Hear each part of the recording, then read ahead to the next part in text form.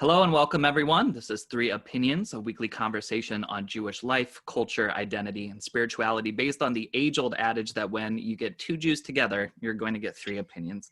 I'm Rabbi Yoni, and joining me today all the way from Medinat Yisrael is the incredible Jamie Geller, the founder of Jewlish by Jamie and the Kosher Media Network, and author of some amazing and humble cookbooks that are also beautifully autobiographical, including Quick and Kosher, Recipes from the Bride Who Knew Nothing.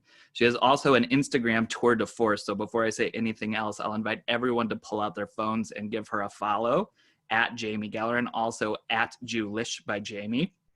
And also check her out on YouTube. And I promise you, it will change your Shabbat and Yom Tov meal planning forever. Jamie, welcome to the Zoom. And thank you for navigating work, family life, and the 7-hour time difference so that we could speak. Well, I thank you also because you did it at a time that's really convenient for me. So it made it easy, Rabbi Yoni. I appreciate it. Thank you. So even though I know you're a devout follower of this series already and have our other interviews constantly on loop at your home, let me give you a quick introduction to what we try to do with these videos and pods, just as a quick introduction here. Regel Echad, we have conversations that try to wrestle and go a bit deeper with certain topics and issues and really try to use the conversation as a way to enhance or at least make us think about our Jewish journeys. And in that vein, I'd like to ask you first and foremost about your own Jewish journey, about how you grew up, what kind of changes and challenges did you experience in your practice and seeking, and what speaks most to your neshama today? Well, you said this is supposed to be about 45 minutes, so I'll have to give you just a very quick overview. But I grew up in a suburb of Philadelphia in the conservative movement. So very much identifying Jewish, going to synagogue, not just on the high holidays, but we would definitely pop in Shabbat as well. Shabbat morning specifically, my parents really enjoyed the services, and growing up very much loving Israel and supporting Israel. And I had like a Salman Schechter day school background. So that just to give some context. So I wasn't really coming from nothing. I was coming from a very strong Jewish identity. And I think that I really believe it's that role and that identity in the whole, the synagogue and the school that has shaped me to this day. It allowed me to learn Hebrew from a young age, to learn how to navigate the Siddur and, what prayers and services are like, formal prayer and formal service. And then a little bit later in my life, when I went to college to NYU, it was the first time that I was out of that suburban Jewish bubble. And it was a culture shock beyond. So I think that's the first time I had to work harder to identify as Jewish and to do the things that were culturally and even spiritually important to me that just came so easy and were par for the course of my life in Philadelphia. And that's kind of where sort of my deeper Jewish journey began, and sort of seeking even more than I had grown up with. And eventually I went on to be a producer at HBO, at CNN, and even more challenges came up there, in terms of wrestling with my Jewish identity, and then being in this world, in this it's not quite Hollywood because it was New York, but this TV world that didn't cater to and didn't support things like taking time off for Shabbat, right? Like when you're working in television, when you're working in film, it's 24/7. So it's the first time I had to sort of take a stand if I wanted to become less than I had grown up with, or if I was willing to become almost more. And that was the sort of the beginning of my journey toward Orthodoxy. Beautiful. I think we take that for granted as clergy, especially, and working in the non-professional Jewish world or the professional not-for-profit Jewish world often is how much of my life has been built in where Shabbat and Yom Tov is part of it. And my wife's an attorney, and when she had to start negotiating, if maybe working half a day on Friday or whatever it could be, and it was like, oh, I hadn't even had that conversation in years and years and years. So we take that for granted. In your first book, I want to talk a little bit about that idea of that perspective of being kind of overwhelmed, going from the suburbs to having to navigate that Jewish identity. You frame so much of, and again, one of the things that's so beautiful about your books is how autobiographical they are, and coming from such a genuine and really vulnerable place. but you frame so much of your life as coming from kind of that outsider perspective, right? Of I think you say that when you grew up, your mother was allergic to the kitchen, and you all survived on takeout, and your path in your Jewish life kind of feels similar to that in some way of growing up in the suburban conservative Jewish community and then moving to New York and having that perspective of what does it mean and what does my Judaism mean. And I think that says a lot about who you are, to take that feeling and to not just face it, but own it in a way that is authentic and inspirational. But that also takes so much courage. So could you talk a little bit about how you took on those fears and those anxieties, and not just with your Judaism, but also with the career that you have built for yourself? Sure. First of all, thank you so much. It's so kind of you to say. And I'm very honest. I'm a very emotional person, which means everyone speaks about I love so much, and I want to just hug everyone. Corona is so hard for me that I can't hug everyone. And with that, you're wearing your emotions on your sleeve. And so I think it really does come natural to just be honest and to share my story. And that's very much what I did in the first book, is I told the story of being the bride who knew nothing, not knowing anything about marriage and having kosher kitchen and having had to use my oven for storage in Manhattan. I never turned the thing on, and now suddenly like having to make Shabbat. So all of that, it just came from such a real place, just wanting to share my thoughts, my journey. And I wrote the book first, the autobiographical part first. I was like, oh yeah, it's going to be called, it's a cookbook. It might need some recipes. And then I filled it in with the recipes, So I'm so glad that story came across. But I don't know. I just feel like connection is the most important thing, right? Two people, two neshamas, connecting. And I just feel like the best way to do that is to just be honest and to share. And the more you share, the more the other person shares. And it just brings us closer together and helps each of us grow as well. And so that's always been my goal, is to connect to other people. And then also, I think with that came just a true yearning and a desire to connect to my Judaism in a deeper way. And that sort of like being plucked out of that suburban cocoon and being into like the big city of New York, where so much of it is lacking connection. There's so many people there, and it's the place with the most depression and it's the place with the biggest workaholics, and the place where the sanctity of whether marriage or family life, all of that is so secondary to sort of chasing the dreams of the Big Apple. And I think that disillusionment, that's what sort of caused me to embark on a journey of more meaning. So if that can answer it, I think it was like that shift that it drew me closer to God. It drew me closer to Judaism, closer to spirituality, and closer to Am Yisrael. Great. I think it's one of just the really difficult things to explain to people who haven't lived in New York, about how there's this perception where people always say, well, New Yorkers are so rude, or New Yorkers or whatever it is. And it's like, it's not actually even about being rude. It's just about not seeing anyone else. Yeah. Because it's kind of this act of preservation at the same time, where the city is so filled with people, like you said. And if you were to open your eyes and look at every single individual that you're interacting with on a daily basis in New York, it would be so overwhelming. And at the same time, everyone's focused on these specific things. Like you said, there's a dream about New York of just surviving and making it in New York because of, using your oven for storage and whatever it might be. But also realizing just that being in New York itself is an exercise in yourself about how to identify what's meaningful to you or not. And I think that so much of what you speak about comes across as going outside of that and saying, no, what's really meaningful for me is kind of destroying that personal bubble and opening it up to finding meaning through other people. And it's those connections that we make with other folks that I think is really beautiful, but much harder in New York than it is in some other places, I think. Much harder. I think you just like hit the nail on the head when you spoke about self-preservation and the idea of if you actually internalized everything, it would be like sensory overload and it would be overwhelming. And I think it's a combination of being in the big city, if you will, and also being there, when you turn 18.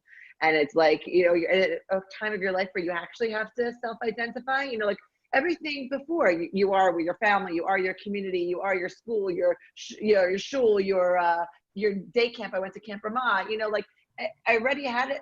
It's like I was defined. And then suddenly I'm plucked out and placed somewhere, and it's like, who am I, and where do I fit into society, religion, the world? What do I want to be when I grow up? Now I'm here, all alone. And so it was like a combination of the time of life and the place, I think, that pushed me forward in my spiritual journey.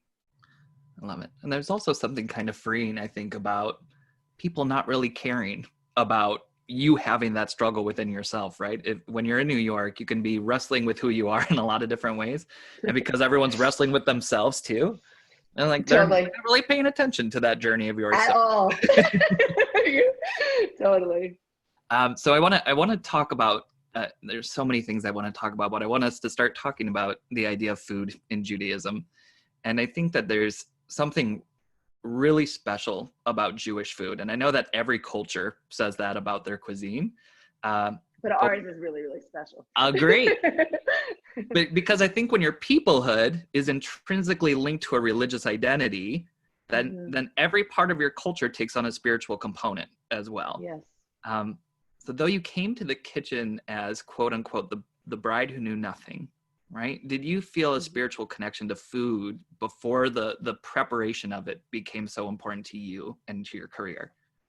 There is no question. Yes. First of all, you call this, the 3 opinion show. We just had one opinion. We were 2 people with one agreed opinion. So just kudos to us for that. But no, there's no question. Just because I wasn't into cooking, it doesn't mean I wasn't into food. First of all, have always been into eating. Always. Like that. It's like, it should be a sport. It should be a national pastime. I love eating. And specifically Jewish food. I grew up the same way with the food of my grandparents, the food from the old country, the memories, the smells. It's such a visceral experience. What it evokes reminds me of holiday, reminds me of family, reminds me of, the shtetl, whatever it is, my grandparents' Yiddish accent. And so all of that it played such a role in my life. Just the idea of preparing it, being the one to actually, cook it, and then also have to do the dishes, that was kind of like a wake up call. But of course, it was so central to my life and to my Jewish identity, no question. Right. So that was my second part of the question is, if now that it's so much of your life as the actual preparation of it and shaping it and being part of the creation of it, does that change the spiritual connection at all? And if so, how? Not at all. It intensifies it. And the truth is, even though, yes, you have assumed correctly, it would seem to be that so much of my life is about preparing the food. I do all of this because it's not about the preparing of the food. It's about serving the food. It's about the end result. The end result brings your family together around the table, whether it's a Tuesday night or whether it's a Hanukkah party or a Rosh Hashanah meal. It's the end result of what it does to the family unit, to the extended family unit, when you open up your table on a Shabbat to your extended family and or the greater Jewish family, your neighbors. And so it's about being able to entertain and about bringing us together around food for a holiday occasion or for just dinner. That's more important to me than the actual preparation, but you've got to prepare. So, right, it's just a means to an end. So that's always why all my recipes are easy, they're quick and kosher, they're few ingredients. I always say I'm the only cookbook author that wants to get you out of the kitchen. I will time and time again show you recipes with few ingredients, recipes that take just a little bit of time to prepare, recipes that don't require a lot of equipment, recipes with hacks that get you out of the kitchen quickly, because some of us love the kitchen, some of us don't love the kitchen. But the bottom line is, if we want that end result of us all coming together around a table, then we got to, cook the food. I feel like that's kind of the miracle of Jewish cooking, is that knowing that even when the preparations aren't going according to plan, somehow when that table is opened up and Shabbat happens or Yom Tov happens or whatever it might be, somehow people are still eating for hours and talking for hours and singing. And it's like, I don't think I made this much food, or this morning we just like pulled some challah out of the freezer, whatever it might have been. Yeah. And yet somehow it always works in this way that regardless of what happens in the prep, sometimes it just still turns magical in that sense. I love that. And I wish somebody would do a study to see if we are a people that sits around the table for longer than the rest of, the world, because it's like epic marathon meals, and just the talking and then a little bit more eating and the talking and the singing and then a little bit more eating and the talking. It's It's the best. And that's why we have to prepare the food. That's why we have to cook for these moments. And these are the moments that make family units stronger, that make friendships stronger, that connect us more to our religion, our spiritual journey, our God. That's what it's about. For sure. I think that there's probably the most quintessential idea of Jewish communion in my mind is on a Shabbat dinner or Shabbat lunch where you've finished eating while you're still nomming on things, you're still noshing, and you've been talking for hours, and then it's just like 2 seconds of silence, and then someone just takes a deep breath and then says, oh, okay, should we sing? And then like that is like the next step, right? And then you're singing for another hour or however long it might be. And I think like that is so indicative of who we are as a people, I think, to sit around the table. And that's where we feel the most comfortable, is to be in, and like you said earlier, to be in community with one another and to be able to have those conversations and get closer to one another in that way. Yeah. I mean, think about it. Even if you go out like as a couple with another couple to a restaurant, or you go out with your husband or wife on a date night, or even if you take your kids out to a meal, it's not that same experience. You're around food, you're around a table. What's different, And so that's why these meals and Shabbat and Yom Tov are so important, because everything is different, around that family table at home. For sure. Absolutely.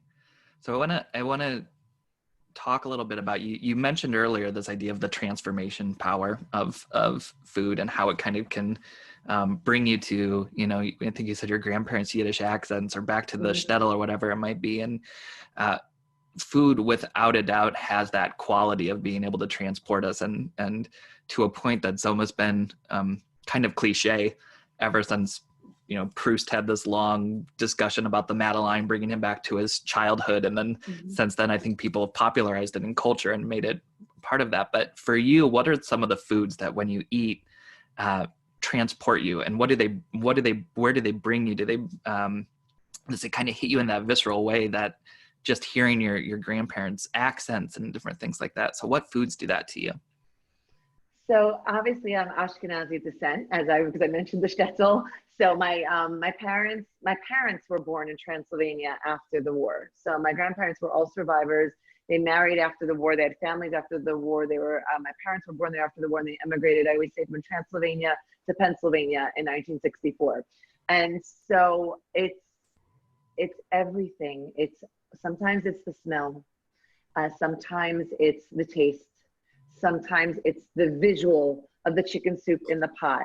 And then it makes me think about family. It makes me think my grandparents have passed away, like the generation that's lost. We're slowly losing that Holocaust generation, the survivor generation. And with that, so much of their stories and their memories. And so it will transport me sometime back to their row house, in Northeast Philadelphia. Sometimes it will make me think of the old pictures that I've seen of them, the black and whites, the post-war black and whites, their passport pictures I have, their wedding pictures. So much, it depends what that food is and when, but it's those Ashkenazi classics to me. It's the chicken soup, it's the cholent, it's the potato kugel. Those things are just, they're so powerful. But ever since we made Aliyah 8 years ago, and I always thought that I have Sephardi blood, it's like Sephardic in the past life, because we have taken to the Sephardic foods so intensely since we got here, and to spicy foods. And so things like, whether the Moroccan fish or whether harif on everything, hummus, cumin. I almost never cooked with cumin in America. And every time I smelled cumin, I thought I was smelling the shuk. Here it's like there's cumin in everything. I put cumin in everything. It's like I brush my teeth with hummus. It's just, so a lot of those now are kind of like sort of my modern, almost like my second life in food. I had a second coming, if you will. And or I was reborn here in terms of Sephardic food, and loving that, and that's so much part of my kids now upbringing and culture. So whereas I think if we were in America, they would have been stuck on the briskets and the apple cake and the blah, blah, blah. And here it's like these other foods are so much, all of the salatim, there's like baba ganoush, madbucha, hummus.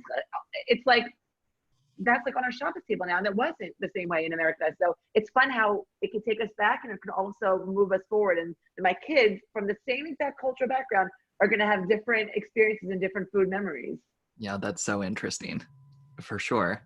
But I think you're right. Even the brief amount of time that I lived in Israel has changed what's on my Shabbat table every week now too.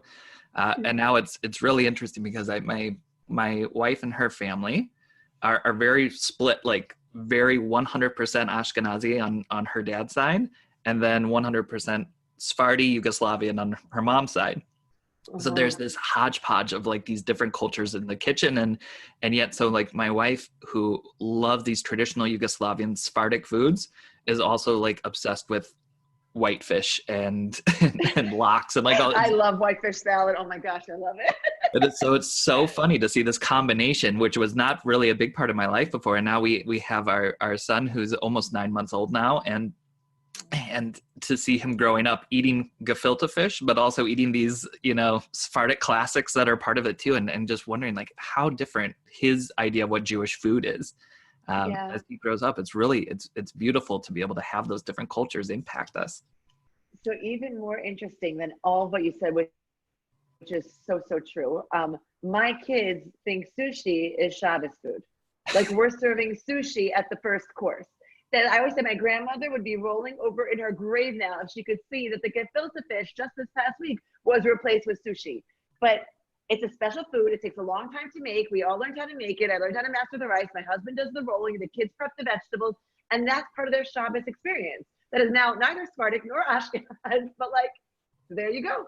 And I always say there's no kosher restaurant worth their weight in salt if they don't have pizza and also sushi, steakhouse and also sushi. If you go to those hardcore supermarkets, like kosher supermarkets in Brooklyn, whatever, they have a sushi counter. Okay, you know, that's part of our new, you know, Jewish food memories that we're creating as well now, and traditions.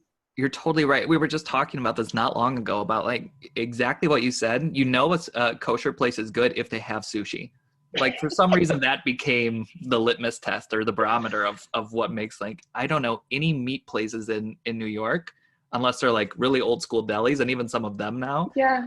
But sushi is a big part. Mr. Broadway. Mr. Broadway's a deli. They have sushi and Chinese food and deli food. So it's like, in what world do you go to a non-kosher restaurant and the pizza shop also has sushi, the steakhouse also has sushi, and the deli or the diner, like the diner they're not serving sushi, you know, they're serving diner food. But right. Here we go. Do you want a corned beef or do you want California rolls? It's like the brain just died down.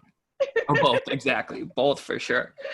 So another interesting part of Jewish food is that it's so deeply entwined with and rooted within the ritual itself, right? So, and maybe that comes from the idea of korbanot, of being built into that kind of sacrificial system that was part of the Mishkan and the Beit HaMikdash.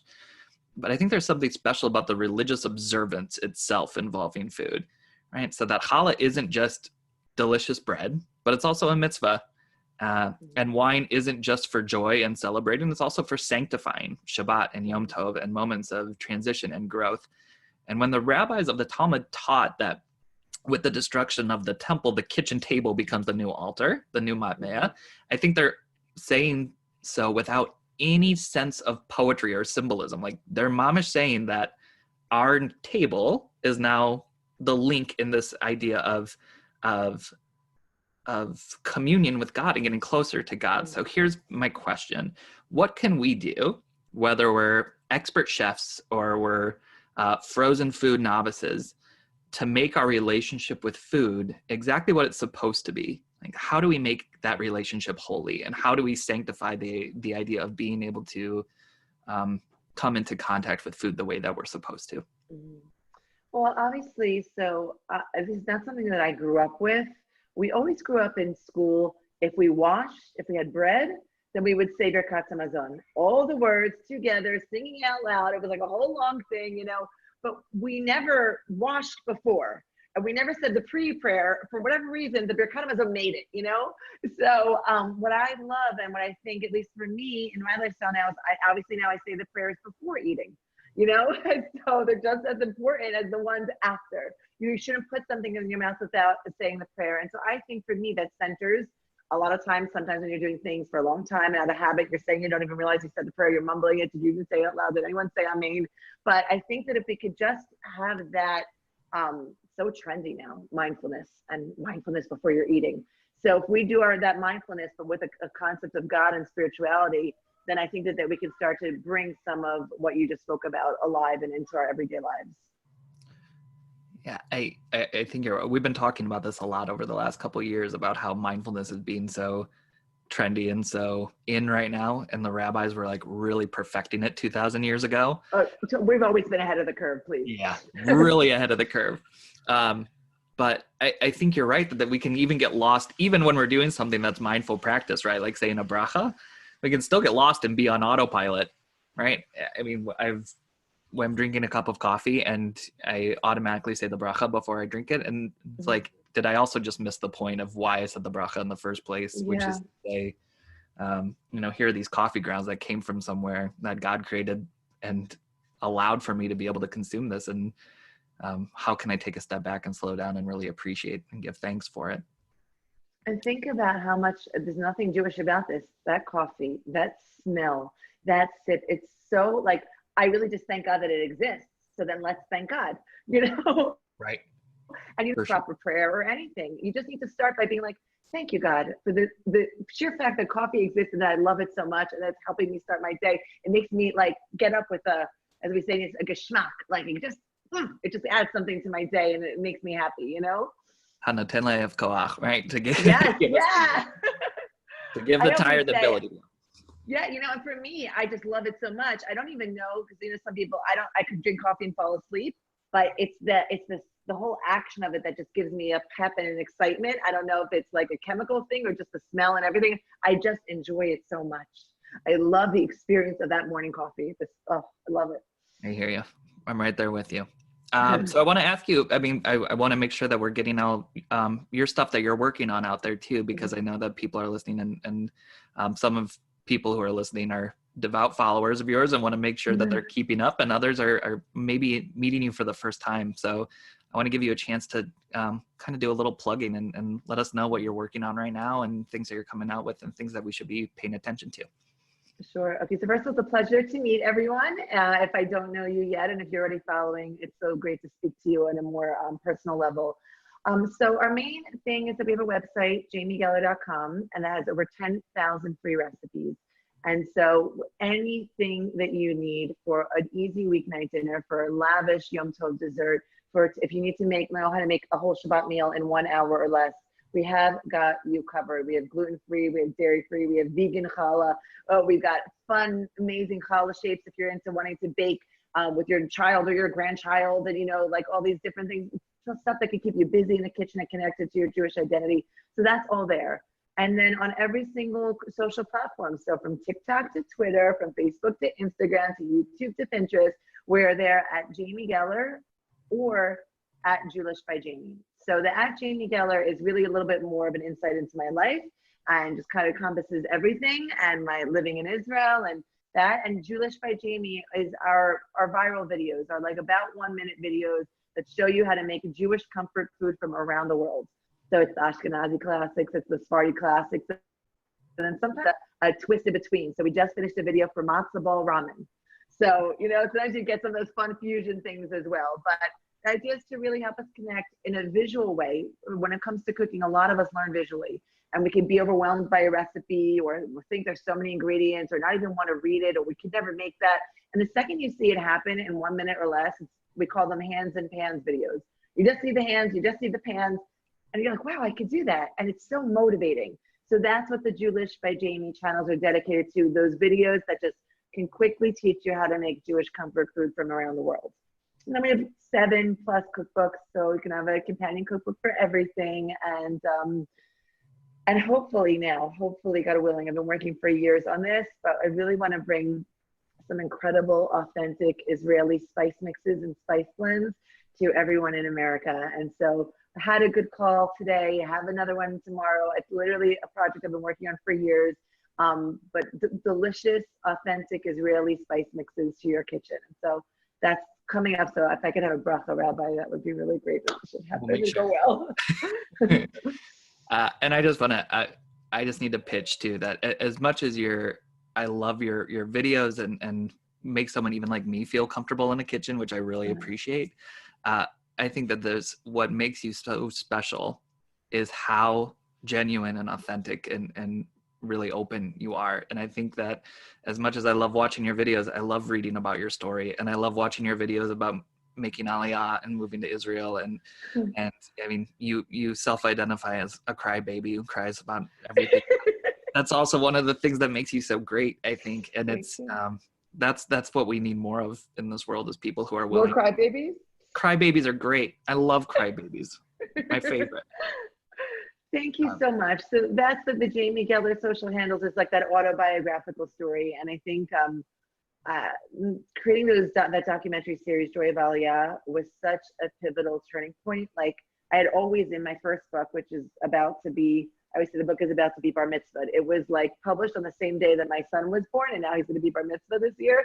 So that's when I started to tell, thank you, Amen.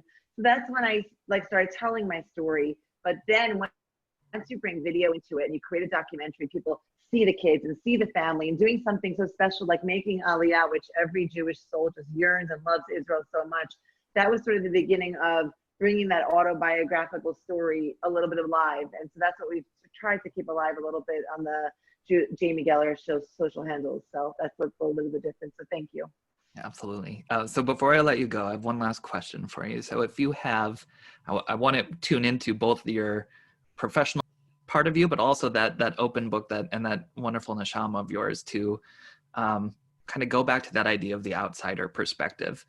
And for so many of us who walk into a kitchen and feel like we're on another planet, or for those of us who might love food but feel so intimidated by it, what kind of advice would you have for just taking that first step and kind of embracing that courage that is kind of necessary when we're feeling so bombarded and overwhelmed by the challenge of it? Thank you for the question. I truly feel like if I can do it, anyone can do it. There was no more sorrier or sad case for a balabusta than me. No one believed I would make it here. And to this day, my mom still can't believe it. And I always say, like, when I burned toast, my father was like, oh, a real balabusta, you know, with like a glimmer of pride in his eyes. Like, that's it. You know, there was just no hope. And seriously, and that's why I create recipes that are easy, that have few ingredients, that have few steps. That's why I try to create as many videos as possible, because we are such visual learners, and that really helps demystify and help with fear. And when you see that, like when you see it done, you feel like, I can do that, I can do that. It's a cheerleader cheering you on. And the recipes and the cookbooks and the videos, they're all there to do that, to make your life easier, not harder. And so just go for it. Mistakes happen. I mean, we all make mistakes in every area of our life, and then that's how you get a little bit better. And eventually the food will taste good. And the last piece of advice, which I still do to this day, is a lot of prayer. I literally, at the Shabbos candles, I prayed that my food should come out good. I prayed for it when I served with my husband 7 times around the chuppah. Please let me make food that's edible. Please, like, you know, it was like part of my, because it's so much part of, like we spoke about, it's so much part of our family and our lives as Jews. And so a little bit of prayer never hurt anybody, just helps. Agreed. Amen. Well, Jamie, thank you so much for joining me, for sharing your time, your words, and your Torah. I really hope we can do this again sometime, and just please know how important and holy what you do really is. I really mean that. You're really helping people not just find some good recipes for Shabbos, but bringing people to themselves, to one another, to God, and to the sacred moments that can exist in that kind of a culinary conversation. So thank you. And again, please give Jamie a follow on Instagram, on all the social handles. I didn't know you were on TikTok, so that is really impressive. I am terrified. We could use some, yeah, it's terrifying. And unfortunately, there's a tremendous amount of anti-Semitism there that we have not, and anti-Zionism, like terrible. We've not experienced that on any other channel. So if anybody wants to follow there, we could take some positivity on those channels for sure. That would be good. And I listen, I just learned this from the last couple of weeks on Twitter. Like, I cannot read any of the comments from anyone who says anything. Yeah. It's brutal right now. Yeah. And really some really shocking anti-Semitism that is allowed to be so mainstream that it's really, really scary. So yeah, to the point that I actually been attacked to say, like, you're hiding behind the anti-Semitic, shield of what they said. Everything's like every time I speak the truth, that's considered anti-Semitism. It's truth, like Right. crazy things. And it's very hard because we need to be there, because we need to reach the next generation, the younger generation, the people that are there. They deserve our goal is to be a light unto the nations. We need to be on these places and to be a light. So we just need to stop reading the comments, that's for sure, and keep spreading our light. I think that's the goal. I think that's absolutely the goal. And I, again, just want to thank you for doing that very thing, because you're spreading a lot of light and it's really making a wonderful and beautiful impact on a lot of people. So thank you so much. And you're always welcome to come back. We'd always love to talk with you again. But we're wishing you a B'Shah Tova for a lot of celebrations, including the Bar Mitzvah. And thank you again for making the time. It was really, really an honor. It's my pleasure. And I'm so happy to have friends in Detroit now. Yeah, whenever you're in Detroit, if you're ever in the Motor City, you have lots and lots of friends here now. So you are always welcome in all of our homes, for sure. Thank you so much, Rabbi Yoni. Thank you for having me. Thank you.